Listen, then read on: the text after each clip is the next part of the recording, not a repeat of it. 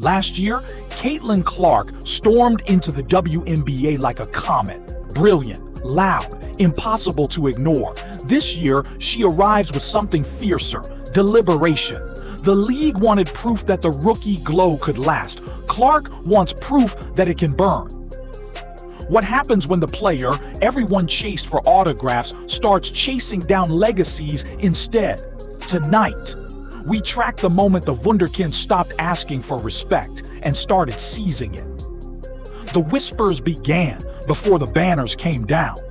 One great season doesn't make a dynasty. Can she handle a full year of scouting? ESPN fanned the noise by ranking Clark only 4th in its preseason top 10, a move that lit comment sections on fire and dropped an unmistakable chip on her shoulder. Veterans circled her name on whiteboards, analysts scrutinized her footwork frame by frame, and every arena she entered felt divided, half adoration, half skepticism. Clark could have eased into year 2, let the wave crest and settle. Instead, she surfaced with a mantra: pressure is oxygen. Every jeer on the road became fuel, every probing sideline question a reminder that the league measures promise in bruises, not bouquets. By the season opener, the honeymoon phase was over. The high-wire stage had arrived. Tip off. 8 seconds. One dribble past half court. Boom. The ball arced from the city map logo and dropped through with the certainty of a sunrise. A logo 3 on the first possession isn't just confidence, it is domesticating fear. Cameras caught opponents exchanging glances that read, "She's really pulling that already?" That single shot reframed the night. Clark wasn't here to recalibrate, she was here to declare. Even fans who adore her felt a ripple of shock at the audacity. Critics, an unsettling deja vu. And while scorekeepers marked it as 3 points, Clark treated it as a line in wet cement. Cross at your own risk. Stat sheets rarely capture tempo, but watch the floor when Clark dribbles across the timeline. Teammates fan out on silent cues. Cutters pause mid-stride. Defenders shuffle like chess pieces nudged by an unseen hand. She calls no timeouts, she composes. In possession after possession, she toggles gears. Slow roll to lull the weak side help, sudden burst to bend a hedge, cross-court laser that arrives just as a teammate turns her head. It isn't flash, it's punctuation. By the end of the first quarter, she's credited with 4 assists. Yet you'd swear she authored the entire stanza, like a conductor who never touches a violin but somehow plays every note. Mid-third quarter, rivalry reignited. Angel Reese glides for an open layup. Clark sprints from behind and delivers a hard, flagrant foul heard from Chicago to Charleston. The arena erupts. Twitter melts. Pundits debate too far or fair game. Yet beneath the uproar sits a deeper message. Clark is finished absorbing hits for highlight packages. She's delivering her own.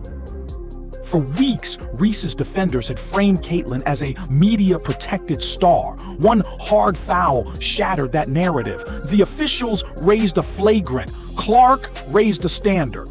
She tightened her ponytail, sank the ensuing possession's dagger 3, and jogged back on defense without a word. Nice is optional. Competitiveness is compulsory. Coaches used to game plan a single dictum: run Clark off the line. Year 2 made that obsolete. When the perimeter closed, she curled into mid-range pull-ups, silky, compact, unblockable. Collapse on those, and she'll snake between hips for a high glass finish, shrugging through contact she once tried to avoid. Numbers support the eye test.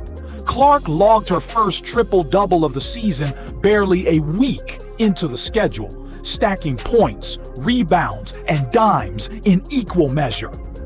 She's become a choose-your-poison puzzle. Deny the 3, concede the slice, plug the lane, surrender the kick-out, and every correct read doubles as a taunt. Your move now. Obsession with her range creates the deadliest blind spot. Defenses lean, rotate, overhelp. Then Clark slips a no-look bounce split wide open. When she whipped a behind-the-back dart through two defenders to Aaliyah Boston, broadcast replay slowed it down. Live! It happened in a blink. These aren't circus passes for montage reels, they're scalpels. She spots the future of a play the way grandmasters foresee mates. 3 rotations out, 1 heartbeat early. And because every defender knows a pass could slice behind them at any second, they twitch a half step slower on closeouts, just enough for Clark to reload that next 28-footer. The cycle is perpetual, demoralizing, beautiful.